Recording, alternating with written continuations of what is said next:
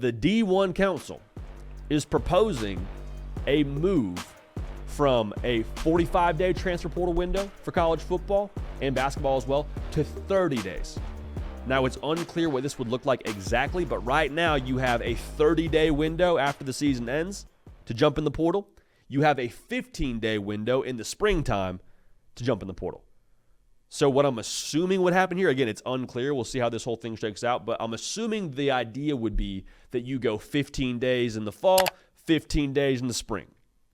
Now, full transparency, if it were me, I would go like a week for both of those, and we'll kind of explain that right now. But again, this is a win for common sense, because I think what we're saying here, giving these kids 30 days to decide if they want to jump in the portal or not, is they need 30 days to make this decision. It will take you a month to make a good decision on if you want to go play your college football somewhere else.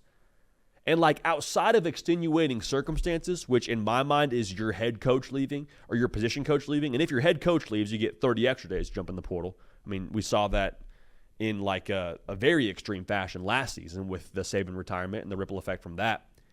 Outside of extenuating circumstances, when was the last time anyone, like any human being, ever needed a month to make a decision? My guess would be never. Probably never, because the month isn't used to actually deliberate on the decision. The month is used to try and gather more information, right?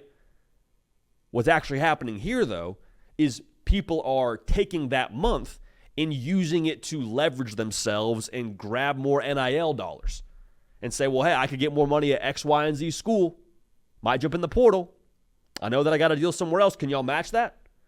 And for that to go on for 30 days, y'all, that's ridiculous.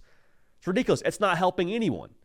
And the pushback from this is going to be, well, hey, these kids should be able to maximize their value, right? Yes, of course they should. But when they're in the portal, like, you shouldn't be able to leverage yourself against a potential opportunity while you're still on a current roster. That's what the portal is for.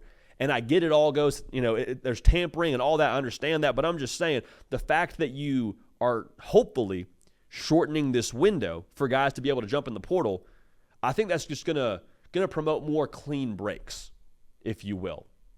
And the reason why I like clean breaks in this scenario is because this is better for everybody, because it gives everybody more options.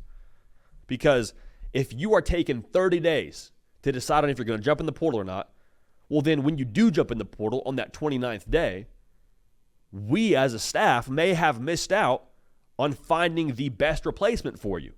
Because while you were potentially jumping in or not jumping in those 28, 29 days, guys that we would have moved on and taken at your spot already took visits, committed somewhere else, and now they're off the board. And so we have to settle for what would be like plan C or plan D, because you wanted to go back and forth with us about NIL dollars and what's best for you and this and that. And it's like, hey, come on, like let's be snappy here. Let's make a good decision. Also, I think it's worth noting here, this creates more options for the kid.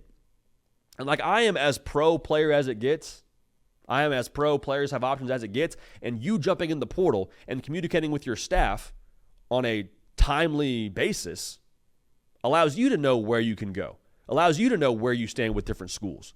And if the school tells you, hey, you're probably number 2, number 3 on our board right now, let's see where things go. And, if you're still available when we know where these guys are going, like, we'll have a conversation. Like, that's great. Let's have that kind of communication. Let's not do this thing where we are going back and forth with a coach about how much we should make or how much they're going to pay us.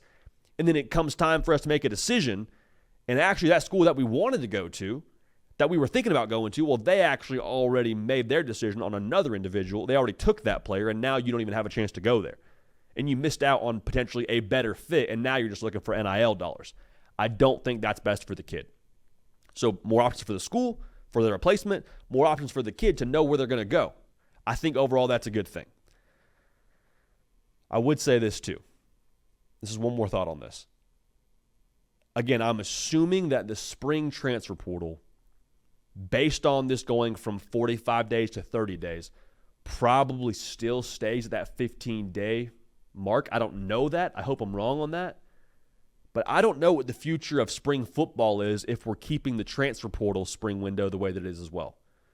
Because right now, we've talked about this on this show, you have guys that go through a full spring practice, Go through all the installs, go through the base offense, the base defense, everything. Everything, the most important 15 practices. And then once practice finishes, they jump in the portal and end up on another team. And in some sense, they're going to end up on another team that you're going to have to play at some point during the season. So if I'm a staff, I'm saying, what in the world? That was our backup quarterback.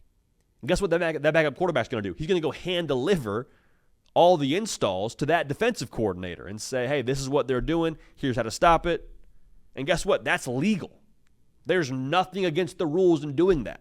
If I'm the backup quarterback, that's 100% what I'm doing because I want my team to win football games. And so I guess my point in saying this is, what do you do with spring football if that transfer portal in the spring is going to exist the way that it does? Do you just make spring football optional? Do you do away with spring? I don't know what the answer is here. I'm purely asking this because I think this is something that has to be addressed. And we're hearing rumblings of this being addressed. What that looks like in terms of coming to a conclusion, I have no idea. There are people that are a lot smarter than yours truly working on it, but it is worth considering the transfer portal. It can't stay the same. And I don't think it will stay the same. If that encourages anybody, we're already seeing this is now the second evolution of us changing the way the window looks. But the transfer portal has got to change. It's going to reach a final resting place that I hope is best for all parties, both the player and the schools. But something's got to change. But the transfer portal window shortening from 45 to 30 days, win for common sense, a win for us college football fans because we will have a better gauge for what our roster is going to look like sooner rather than later. And that's a good thing. That's a very, very good thing. Hey, y'all, thanks so much for watching. Subscribe to the channel here to make sure you don't miss an episode of The Hard Count. Also, be sure to check out other videos on the On3 YouTube channel.